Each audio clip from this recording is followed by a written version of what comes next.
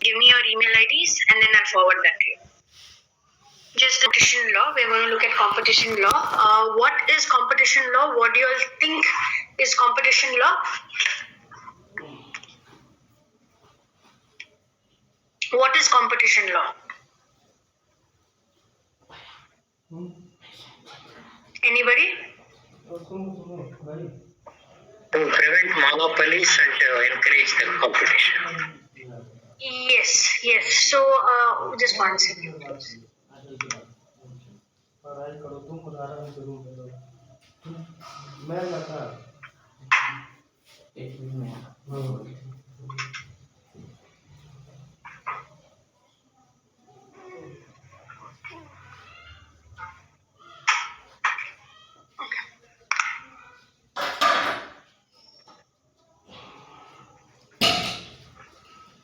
Okay. So yes, competition law is a law which has been started to minimize, say, fraudulent activities in terms of competition. As in, you just increase because the demand is there. You just increase the prices. You have a group of association of the same kind of people, and then you all try to have a very high price that the common man cannot accept. So all those factors are there, should be avoided. All such agreements which has got those kind of restrictions is not accepted by law. So that is called competition law. So we'll go into the details now. Okay. Now, so what is about the act is Competition Act. It came out in the year of 2002, has been enacted to provide keeping in view of the economic development of the country for the establishment of a commission to prevent practices being adverse effect on competition, to promote and sustain competition in the market, to protect the interest of consumers, and to ensure freedom of trade carried on by other participants in the market in India, and for matters connected thereof incidentally thereto. Now, this is what is a definition that has been provided for what is Competition Act. So basically, it is to encourage the economic development of the country, make sure there is no unfair trade practices that are happening. There is the consumers are paying for how much the product is worth for, and for all the other people there is a freedom of trade. So what happens is, when you're trying to eliminate competition, the other company will, if you're trying to buy say another company just to eliminate competition, then it becomes very unfair to another company, say, who is selling for the same price, and if you reduce your price or you increase your price, it becomes very unfair. So this act tries to protect the consumers and try to protect each businessman also. Now, there are three kind of practices that are treated as anti-competitive and which are prohibited. Now, where agreements are entered into by certain persons with a view to cause an applicable adverse effect on competition. So basically, nothing but what do you mean by adverse? Anybody? What is adverse? So we'll keep using the term adverse effect on competition or adverse effect. What is adverse?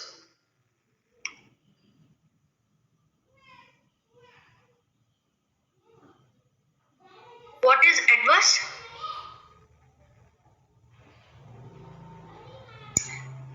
Adverse is nothing but harmful. So any harmful effect on competition, this law prohibits such kind of an activity. So any agreement which is entered by certain person with the view to cause an applicable adverse effect on competition. That means if you are trying to eliminate competition, if you are trying to remove competition completely, then those agreements are not valid. Those types of agreement is not valid. where any enterprise or group of enterprises which enjoys dominant position abuses the said dominant position. Now, what do you mean by dominant position? Means in case if you have a monopoly. Now, say for example, JK Tires. Now, JK Tires is say what happens if JK Tires is the only company making tires. MRF was not there, or the other tire companies were not there. What if JK Tires was only tire company making tires? Then that JK Tires cannot. They've got the complete monopoly. So now JK Tires, knowing that they have a dominant position, cannot take advantage of their position. So example, for a tire, he cannot charge, say, 4,000, 5,000, 6,000, as how he feels, he cannot charge that much. So basically, even if you are, a monopoly, if you are a market leader, you have to ensure the pricing is there as per how much you have spent to how much ever you've spent to manufacture it with a little profit. You cannot abuse your position. You cannot take advantage of you being the market leader. Now, regulating the combination of enterprises by means of mergers, amalgamations, to ensure that such mergers or amalgamations do not become anti-competitive or abuse the dominant position which they can attain. Now, what happens is, if there is a merger acquisition, so first thing that when there is a merger and an acquisition, first thing that is looked into by the NCLT or by anybody who is giving approval for such merger or acquisition, they first check whether there is any competitive what do you say? One second. They check whether there is any, due to the merger or acquisition, is it because of any competition. Now, what happens is they will first check that. Then they will also check whether, that particular company, whoever's buying it, whoever's merging, will they become the market leaders? Will they try to dominate the position? All of that they will check. Now, in any merger, any acquisition, first thing they will check on this anti-competitive, whether this merger is due to any competition. They will check that. Now, for example, there was Big Bazaar that was bought by Reliance. So now Big Bazaar was bought by Reliance. So the first thing that they will check is Reliance buying Big Bazaar? Is Reliance buying Big Bazaar to remove Big Bazaar because it's a competition? They will check that, and then they will see whether if Reliance buys Big Bazaar, then would it become a dominant position? No, it will not become a dominant position, because there are various companies that are doing the similar kind of. There is More, there is Spar. There are many companies who are doing that kind of business, so they cannot be market leaders. And is it anti-competitive? No, the Big Bazaar deal was not a competition. It was not an anti-competitive, because there are other players in the market already. It is not like if Reliance buys Big Bazaar, then they become a monopoly, and they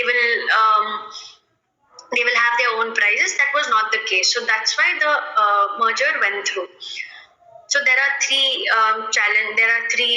kind of practices that are considered anti-competition. One is any agreement which has harmful effect on competition is not allowed. Second one, where any group or any enterprise or group of enterprises, if they are dominant and they try to abuse their dominant position, dominant is nothing but if they have monopoly, that kind of anti-competitive activities are prohibited. And third one is if there is a merger or an acquisition, and if the merger or an acquisition become they check whether it is not anti-competitive and it's not an abuse of dominant position. That's when all these three kinds will go through. Any doubts so far? Anybody? Okay. So let's go ahead. There are three terminologies in the Competition Act. You will see competition, you will see competition policy, and you will see competition law. Now, all three terminologies are different. Now, what is a competition? Competition is nothing but a rivalry between two people. Now, it can be two companies in the market. It can be, by it can be two business companies that who are trying to sell their product. Now if you look at soaps, you have Lux, you've got Medimix, you've got Pond's, you've got Dow's. There are various people in the market who are trying to sell the similar kind of product. So that's competition. Next is competition policy. Now what is competition policy? Is nothing but competition policy has been competition policy is nothing but something by the government. Something means it's a policy by the government which will have measures, policies, statutes, regulations, all of it, procedures, what all has to be done by the company, how they have to go ahead, what do they have to do, how a company should follow it, what is the steps that people should not take, because it's a very competitive market. All of that, how to grow the economy, all of that will be there in the competition policy. Now competition policy will also have law. That law is nothing but the competition law. Now, the basic purpose of the competition policy is to preserve and promote competition and ensuring effective allocation of resources in an economy. Now, if say there's rice required, or there grains required, there's dal required, you can't just increase the prices as and when you feel like. If there's a need for the economy to have a certain, dal, there's a dal shortage, they'll try to regulate the price, they'll see how much can they reduce. All that is mentioned in the competition policy. Now, the competition policy has got two elements, one policy and one legislation. Legislation is nothing but the competition law, and policies is nothing but what has to be followed. How it has to be followed is what is there in the set of policies, and law is nothing but competition law.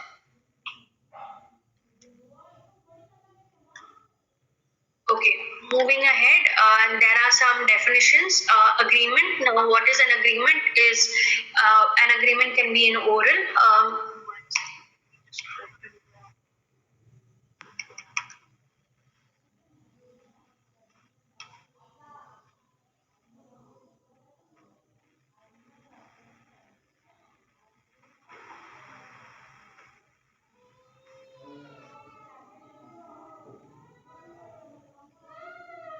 Can anyone tell me the page number of new syllabus page number? 236. 330? 236. 236. 236.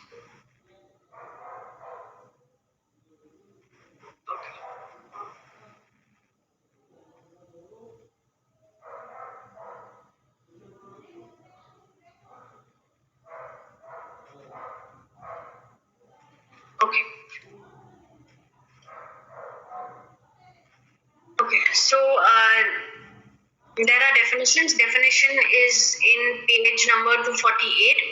So you have agreement. Agreement is nothing but it can be oral, it can be in writing, and it is enforceable by law. Now, an agreement is nothing but something that is enforceable by law.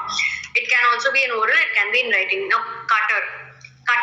Now, cartel is the definition of cartel means it includes an association of producers, sellers, distributors, traders, service providers who, by agreement among themselves, limit, control, or attempt to control the production, distribution, sale, or price of or trade in goods or provision of services. Now, this is the definition of a cartel. Now, cartel is nothing but, in simple terms, there are a group of association or a group of, say, if tires, so they have tires association. Now, tea, there is tea producers association. There is coffee producers association. Now, everybody, for everything, they have one producer. Now, anybody in selling clothes like Reliance, Shopper Stop, Lifestyle, all of them will have their own association. So everybody, every set of business has got their own association of persons. Now, cartel is nothing but if these group of persons, if they have an agreement among themselves saying that we will sell tea for nothing less than, say, 500 rupees for half kg, then the price is too high for a normal person to buy. There might be few people who are ready to pay 500, say 1,000 rupees for 1 kg. There'll be few people who buy, but because there is a lot of demand, people like to drink, say, tea in the evening or in the morning. They take advantage of the demand and they increase the prices. Now, if that is the case, it is not allowed as per the competition law. It is, against the competition law. Now, again, they might also tell that, we will release only so many tea packets in the market. You also release only so many tea packets. If it's all decided, it is not allowed. So it is against the competition law. They cannot increase. So basically, they increase the prices so that everybody, the consumers, will face difficulties. Now, to avoid such kind of a situation, cartel is not allowed in the market. So that's called a cartel. In simple terminologies, that's what is a cartel. So a group of association, sellers, distributors, and anything, even service providers, all of that join together and they increase their price so much, they take advantage of the demand, they take advantage of the supply, and they try to injure the consumers. Now, who is a consumer? Anybody like you and me who buys products, who buys services for usage. Now, you buy, say you buy soap, you buy toothpaste. Now, you are a consumer of soap, you are a consumer of toothpaste, you are a consumer of tea, coffee. So, and then services are nothing but you take services of, say, your internet, your OTT platform. So those are all services. So, and anybody who purchases that is called a consumer. Now, goods. Now, what are the goods that have been spoken in the competition law? There are three types of goods: products manufactured, processed, or mined. So, whatever products are being manufactured, what all products are being processed. Process is nothing but your processing of sugar, or from sugar cane you process it and you make sugar. Manufacturing of, say, toys, manufacturing of soaps, all that will come under manufacturing. And or mined is nothing but your gold, your silver, your oil, all that is mined. Then second one, you have debentures. You have debentures, shares, stock after allotment. So basically, stocks, they mention stocks is after allotment because before allotment it's of no use. So if you have debentures, if you have shares, you have stock, they also are considered as per the definition of goods. In relation to goods supplied, goods imported into India.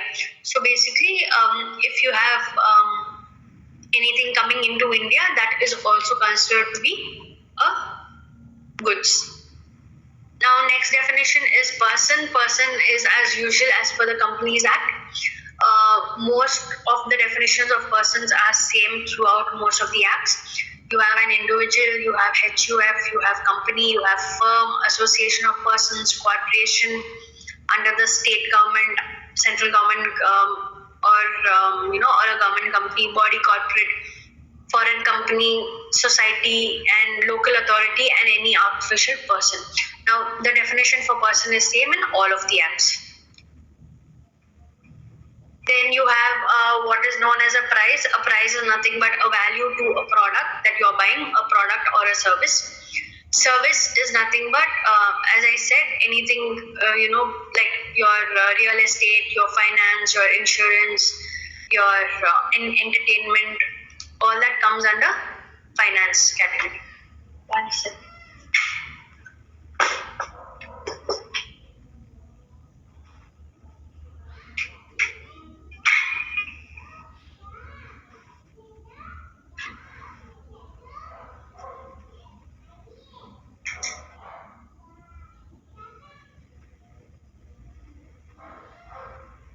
Just one second.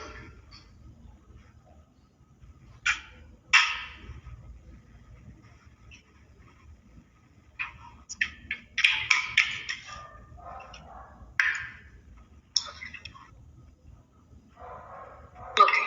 So a service is, we finished service.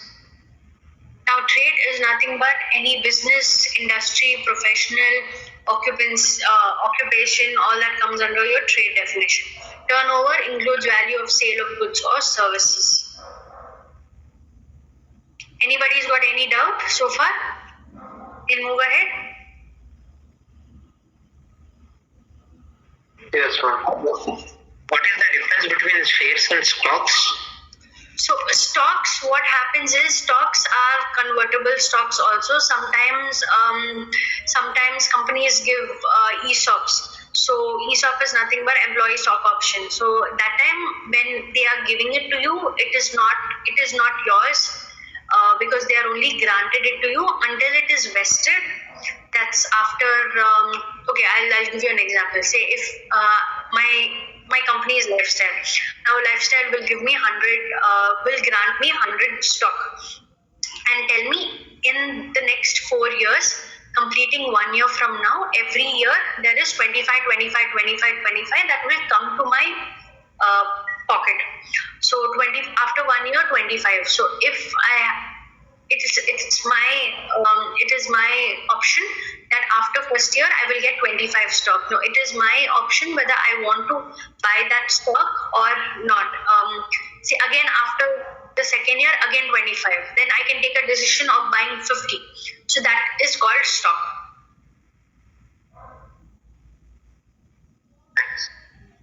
And you will also have a limit of 4 years. Say 25, if I don't use for the next 4 years, it will get expired. Otherwise, I can buy the 25 stock at a price which was given to me at the time I joined. So if it was 100 rupees, then I can buy 25 shares for 100 rupees. Now the price would have gone up to 500 or something, but I can still purchase it for 100 rupees. So that is much more detailed. But companies, when you're reading Companies Act, you will come across the terminology stock also.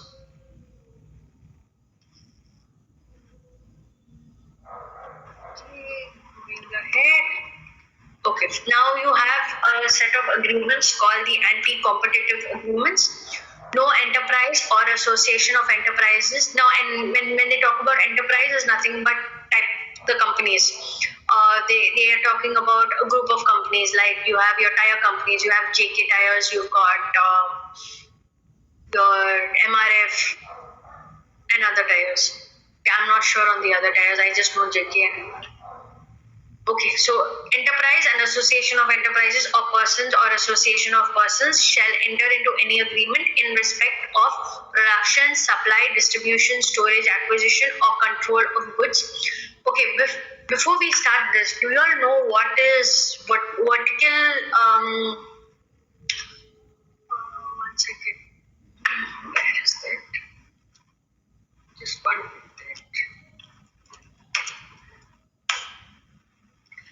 Okay, do you all know vertical production and say horizontal? There is vertical chain and there is a horizontal chain. Do you all know what is vertical, what is horizontal? No, ma'am. Okay, so in manufacturing, you have first you will have your supply. So first will come, this is not the order, I'm just giving you an example. Supply, then you will manufacture it, then you will have some people to store your material, you will have finishing, you will have production, manufacturing, you will have production, you will have you will have your storage, then comes your distribution, then you will have marketing. Now all that kind of from start to an end, on how you manufacture a good and how the goods go into the market is called a vertical chain. So basically it comes from raw materials to selling of a product. Now from buying a raw material to selling of the final product, you have various steps. Now these steps are nothing called a vertical line of production. Now you have horizontal line of production. Now what is horizontal line of production is, if you're talking about manufacturer, company A will have a set of distributing channel. The same set of distribution channel will be by manufacturing. So basically vertical, every company will follow the vertical form of production of finishing a product. Now horizontal is nothing but from company A the distribution, from company B distribution, from company C distribution. Now all these distributors are the same company. Say it can be same company or it can be different. I'll just give you an example. I'll give you an easier example. For example, storage. Now company A stores their warehouse in say warehouse A. Okay, company A, warehouse A. Company B stores it in warehouse B. Company C in warehouse C. Now company A, warehouse A, warehouse B, warehouse C is run by various warehousing companies. Now all these warehousing companies are similar in kind, so that is called a horizontal form of production. So again, something like your say okay, in a soap you put fragrance, you will put color, you will put oils, you'll put various essential oils. Now all the fragrance production companies, whoever supplies fragrance to the soap manufacturers, will become the horizontal form of production, because all those companies will supply production, will supply fragrance, will supply oil. So that's between vertical and horizontal. Now coming back to our anti-competitive agreements, no enterprise or association of enterprise or person association of person shall enter into any agreement in respect of production, supply, distribution, storage, control of goods or provision of services which is likely to cause an applicable adverse effect on competition. Now why do they say that you cannot have any agreement? You can have an agreement between production, supply, distribution, storage, control of goods, all of that. There are various agreements for providing of certain services or providing of storage, warehouse services. All of that you will have agreements, but you shouldn't have agreements which will affect the market of competition. Now the warehouse person cannot tell, I will give you the warehouse only for 10,000 rupees. Now the normal charge is 5,000 rupees. Now he will tell, I will only give you the storage charge for 10,000. You take it, otherwise you go. That kind of a deal is not allowed. So the person cannot claim how much ever he wants from a certain company. So if he's kept 10,000, 10,000 has to be for everybody. Otherwise, and then they will also see whether that particular warehouse is worth 10,000 rupees or the warehouse owner is charging extra. Now that is nothing. Those set of agreements will have an adverse effect on the competition. Now those kind of agreements are void. So it is not valid in the eyes of law. Now, following kind of agreements entered between enterprises. I'm skipping everything. One second. Hina, has she messaged on the group? Good evening, but I don't see anybody. Yes, ma'am. She was asking about the link, and I have sent the link. Okay,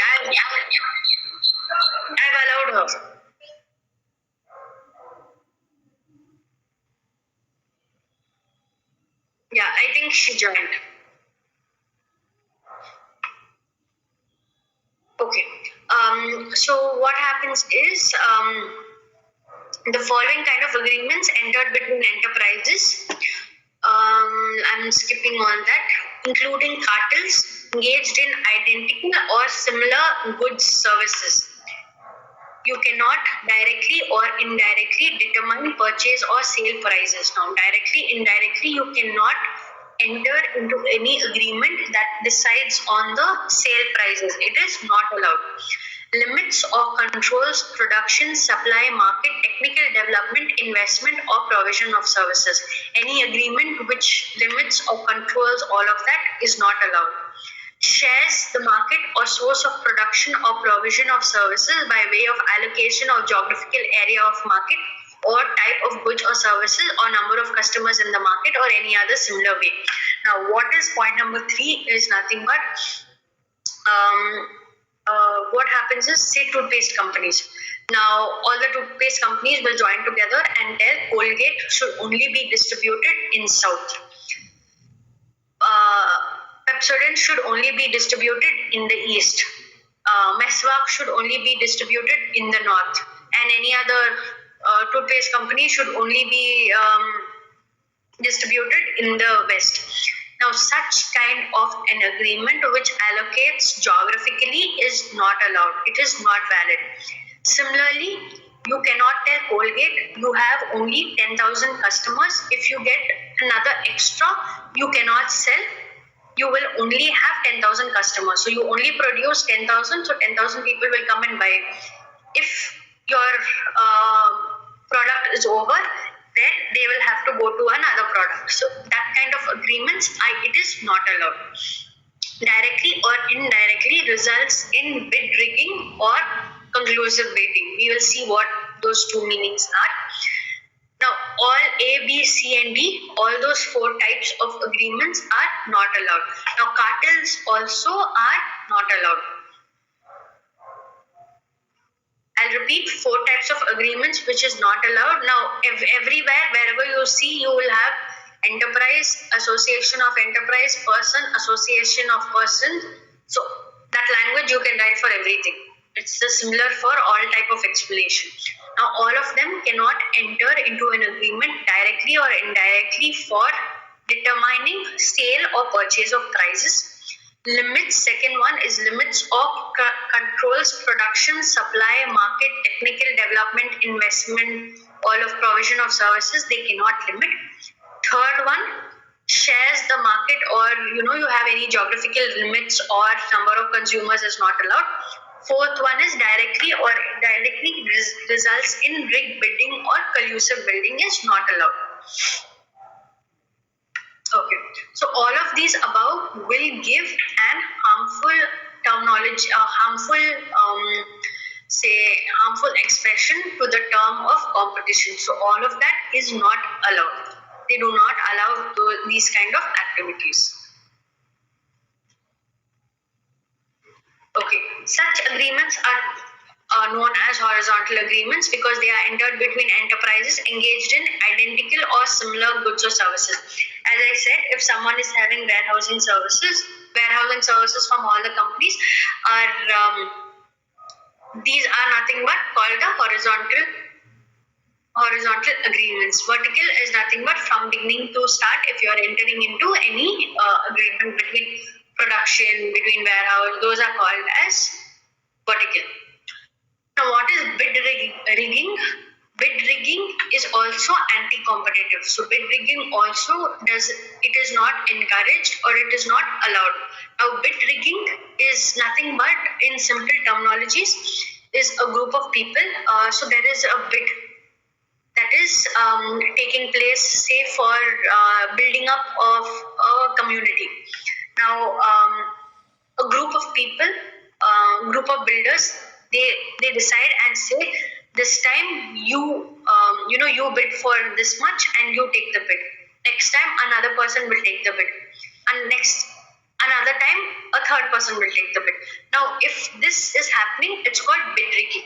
Now, you have another type also where a group of people, say 5 people, come for the bid and they say on any condition only we five should win. Other people who are there in the who are there bidding, they will not be part of the association. So they will tell whatever happens, only we five should win it. The other group should not have it. Now that is also not allowed. That is also anti-competitive. Now, as per the definition, what is bid rigging is any agreement between enterprises or persons which has effect of eliminating or reducing competition for bids, or adversely affecting or manipulating the process of bidding. So basically, if you're trying to manipulate the entire bidding, if you're trying to, regulate a particular minimum price, say minimum price is actually 10, but then you're trying to increase the price for 5,000, then it is anti-competitive. You cannot change the process of bidding thoroughly. Bid rigging takes place when the bidders conclude and keep the bid amount at a predetermined level. As I said, they decide and they say 5,000 means 5,000, which is wrong. Such predetermined by the way of intentional manipulation by the members of the bidding group. Bidders would actual or potential ones, but they conclude and act in consent. So basically, a group of, as I explained, a group of people trying to manipulate and make sure they get the bids and the other group does not get the bids. That is nothing but called bid rigging. So that is not allowed in competition law. It is anti-competitive. Now, procurement of goods or services on the most favorable terms and conditions. So you need to concentrate on getting the goods. So basically, to submit identical bids, one second.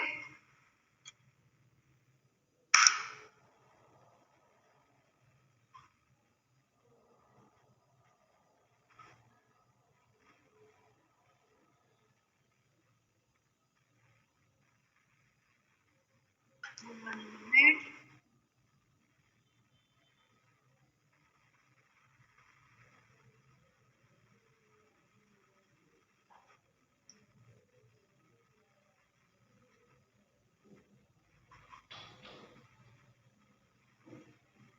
Okay. So basically, what is how do you? This line is okay. So just don't read the first line. Okay. Now, some examples of bid rigging, which is considered anti-competitive. First one is to submit identical bids. Say if everybody decides and they submit, okay, they want to construct this particular mall in a particular price. They want, so that is kind of identical. If everybody quotes 10,000, 10,000, 10,000 in a bid, that is identical, and everybody has discussed and put the same thing, so that is not allowed. Agreements as to who shall submit the lowest bid, agreements for submission of cover bids, voluntary inflated bids. So basically, in a group of people, they will come to a conclusion that this time Mr. A should receive the bid. This time Mr. B should receive the bid. Next time Mr. C will receive the bid. So they will decide much prior, and they will also say that this time since you have to get the bid, you submit a lower bid, and then this person got last time, so you submit a higher bid. So they will discuss and they will come to a conclusion. That is not allowed in bid rigging. Can anybody explain how does a bid process work? Anybody who knows how a bid process works?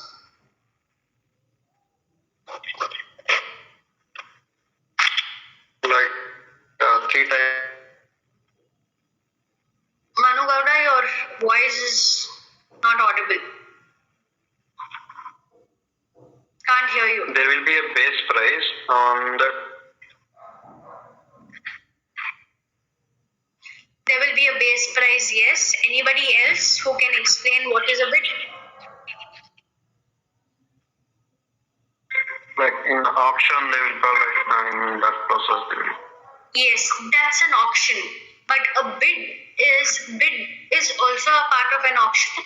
How does it happen in government? So if you see in the newspaper, you will tell bid has been called for so and so, what do you say, coffee supplying or say ghee supplier. I'm a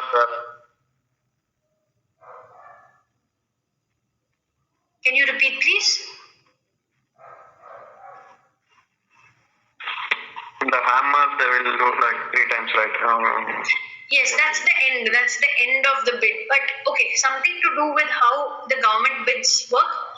So they will just 1 second.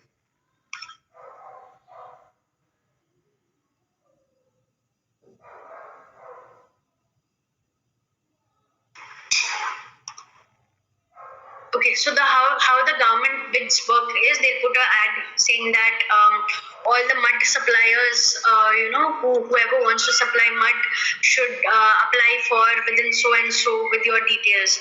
So then, what the mud suppliers do, they will tell how much is their what is the money that they will submit a complete detailed report on how much will have to be submitted, how much they can submit, how much they can produce. All of that they'll give they'll give the detail of the price. Now the government, what they do is they'll get they'll get multiple different prices, they'll get multiple different details, and then whoever has quoted the low price, whoever they feel that can supply for the government for mud supply, they will contact that particular company, and they will say, give us your samples. So that person will be selected. Now Mr. A has quoted the least, they will tell Mr. A will supply mud. They will ask for samples, and based on the sample checking, they will decide whether the person will get the contract or not. So after the bid, a bid is not a guaranteed contract. They will also check whether the quality is good and as per their requirement, and then the contract is given. Just 1 second, please.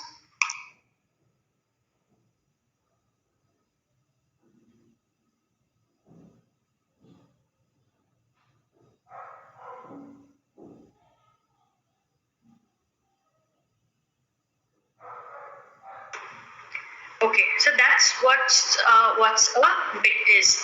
So again, so during this process, say there'll be a simple example of say for a government agency, they need to give they kind of come out with a requirement of coffee suppliers. Now all the coffee companies, they will be in an association. They cannot tell this time this particular coffee brand, you submit the lowest bid. This coffee brand got the bid last time, so another person will get this time you submit a high bid. So they cannot come to a conclusion like that. Agreements not to bid against each other. So among each other there is no you cannot bid amongst each other. That is not allowed. Agreements on common norms to calculate prices and terms of bid is not allowed. So prices also cannot be calculated. Agreements to squeeze out outside bidders. That means only south coffee vendors are one group, north coffee vendors are one group. So like that, if you have groups north, south, east, west, or that's one example. So you can't say that for my group we only should get the bid, no one else should get the bid. That is not allowed. Agreements designating bid winners in advance or rotational basis, as I explained, or geographical or consumer allocation basis is not allowed. Now, all these is not allowed in bid rigging, and it is anti-competitive. Anyone's got any doubt?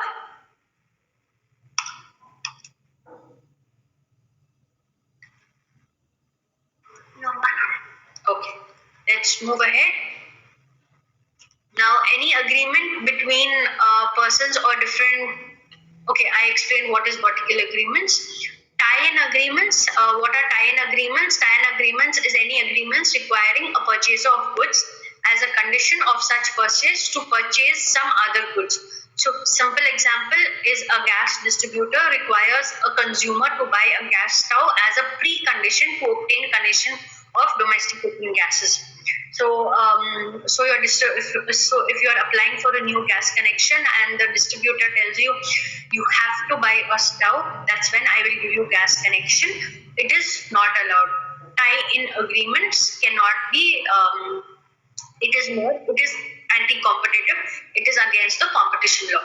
So if you go to apply for a gas connection now, they will only tell, we have an option of buying a gas stove. Are you interested to buy a gas stove? If you are interested, then you can buy. Otherwise, it is not a condition of you getting the connection for the domestic cooking gas. At one point of time, it was compulsory. If you buy the connection, you will have to buy the gas stove also. So like that, some people had 2-3 extra gas stoves at home whenever they shifted one place to another.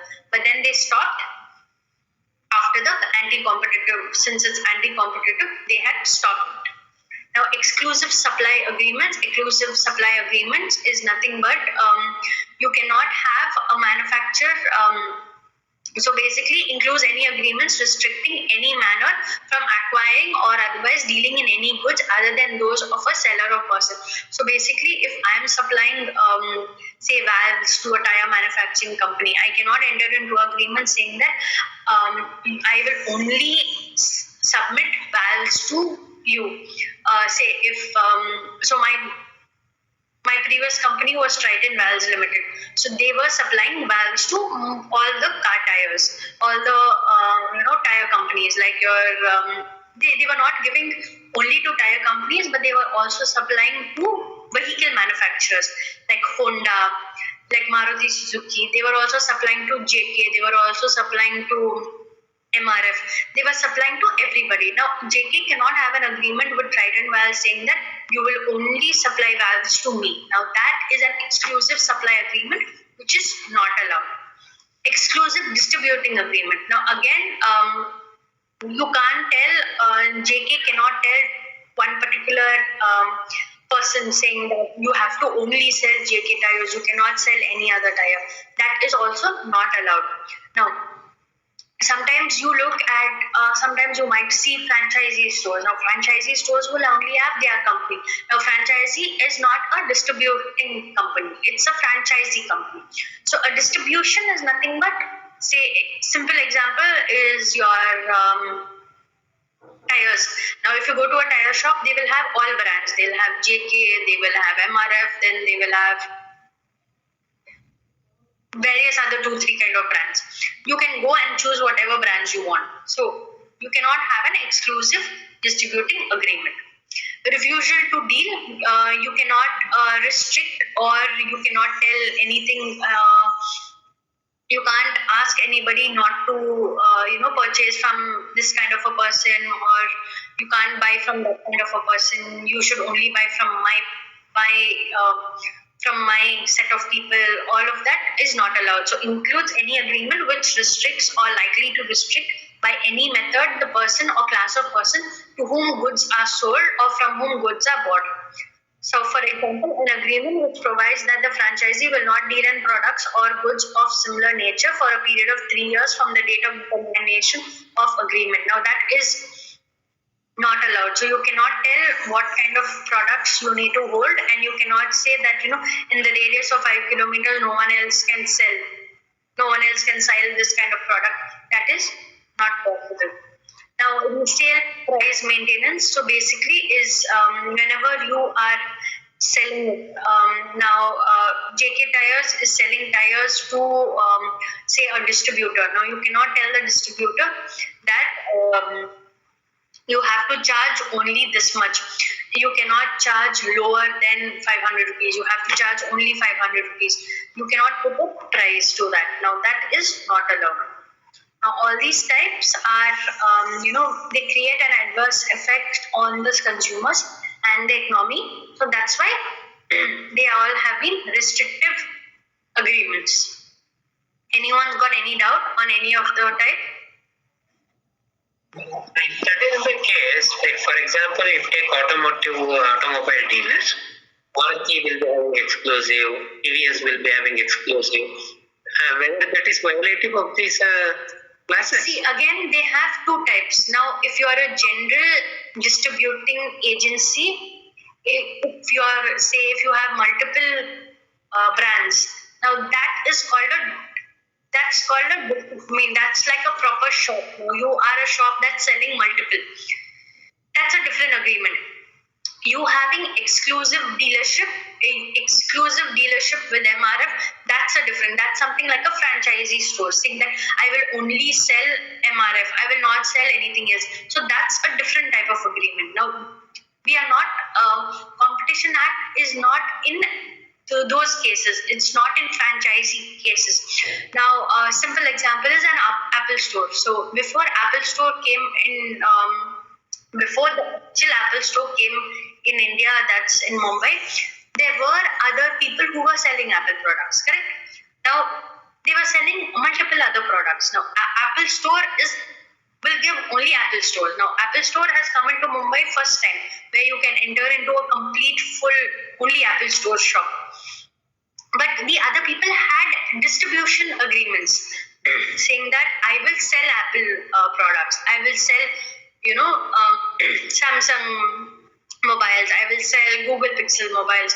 So that's a different type of agreement. This is a different type of agreement. So your example of only selling MRF tires or only selling that's a different type of agreement which is allowed.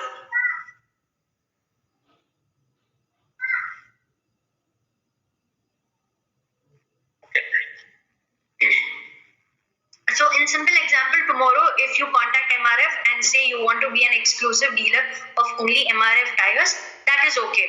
Now, but if you are opening a shop which you want to distribute JK tires, MRF tires, general tires, if you want to sell multiple tires, then MRF cannot put a condition to you saying that you have to sell only MRF products. Now, that's against what you want to sell. You want to sell other tires also, but then MRF cannot put a restriction on. So that's an example of exclusive distribution agreement. Because here in refusal to deal, the third sentence says the franchisees will not deal in products or goods of similar nature for a period of 3 years. No. But the agreement will be entered into. This is an example for refusal to deal. Now, an agreement which provides, it's an agreement which provides that the franchisee will not deal in products similar or goods similar nature for a period of 3 years from the date of determination of agreement within a radius of 5 years. Now, I'll give you one example. What happens is, I'm not sure if you all have heard a stationery shop called icsi. So it's a craft store. Now, a craft store. Okay, so there is a craft store. Say A is a craft store. Now, a craft store is starting a franchisee model. Saying what is a franchisee model is I can buy. Simple example is your Domino's Pizza. Now, Domino's Pizza, most of the shops, Domino's, Pizza Hut, most of the shops are all franchisees. So I go to Domino's and I tell Domino's, see, I want to get your franchisee. I want to, deal with only selling you. So we'll enter into a franchisee agreement. Now, I am having, I'm having a Domino's shop in Yamloor, and I cannot have an agreement saying that me itself, I cannot open another franchisee in similar kind of product, in similar nature, 5 kilometers away. Now, I cannot go to Pizza Hut and I cannot tell Pizza Hut, see, I want to open Pizza Hut in the same area. So I cannot do that kind of a business. That's an example for refusal to deal. You cannot put that kind of condition. So if I'm a franchisee, I can open multiple franchisee shops selling pizzas.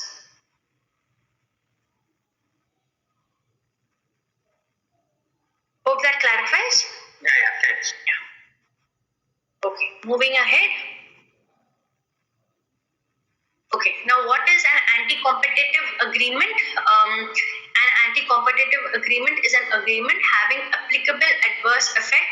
Adverse effect is nothing but harmful effect on competition. Anti-competitive agreements includes but not limited to agreement to limit production and supply, agreement to allocate markets.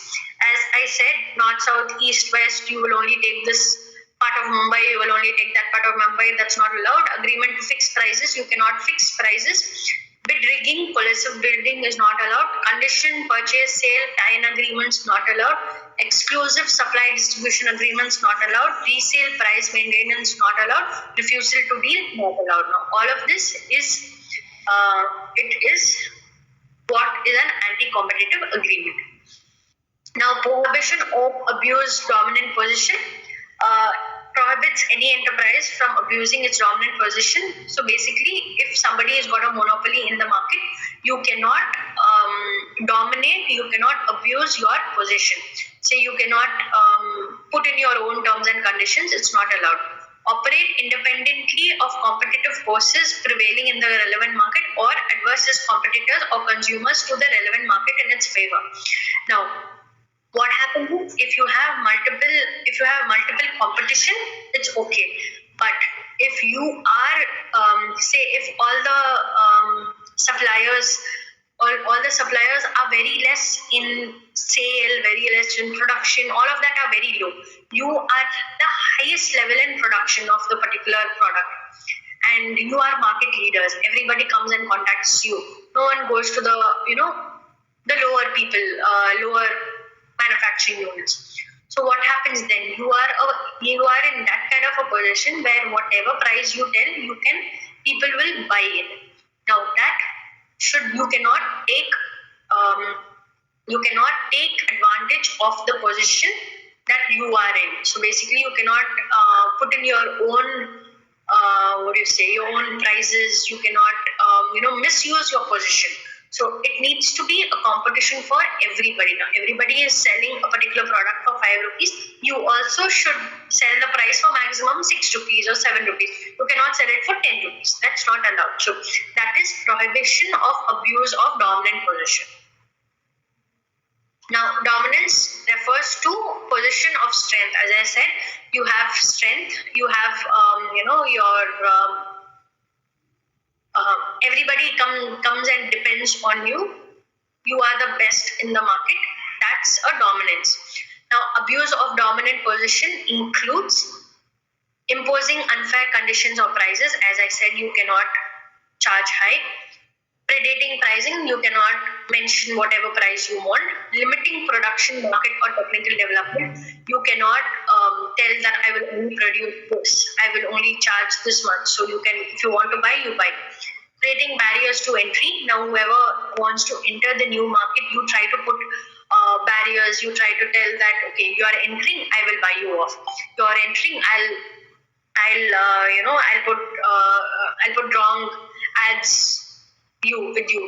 I mean, when many a times you would have seen soap companies, Ariel, Tide, Surf Excel, they try to cover it. You know, orange packet is Tide, so they'll try to blur everything and tell that, okay, this soap does not do well, that soap does not do well. So, but you're just trying to, you're not mentioning the name. But what if you're trying to say that Tide has got this in it? It is not user friendly. All that you shouldn't do it. Applying dissimilar conditions to similar transactions, not allowed. So basically, you put lots of conditions for a similar kind of. So for company A, you tell I'll give you for 7 rupees. Company B, you tell I'll give you for 10 rupees. Company C, you tell I'll give you for 8 rupees. And certain saying that soap, okay, I'll make your size, I'll cut it a little bit, but I'm going to charge the same size. All that you're doing is not allowed. Denying market access. Now you cannot tell Tide that I will not give you any market. People in South India should only buy Surf Excel. People in North India should only buy Surf Excel. You can take the East. All that is not allowed. Using dominant position in one market to gain advantage in another market. Now you cannot tell, okay, since I am running very well in North, if I go to the South, you can't use that advantage saying that, see, I'm selling so much in the North. You also come and buy, don't buy Tide, buy only Surf Excel. You cannot have that kind of an marketing strategy. Now, all this is abuse of dominant position. Now, combination. There's a terminology called combination under the Act, which means acquisition of control, shares, voting rights, acquisition of control by a person over enterprise, where such person has direct or indirect control over another enterprise engaged in competitive business. Basically, mergers and amalgamations. Now, what is combination? Combination is nothing but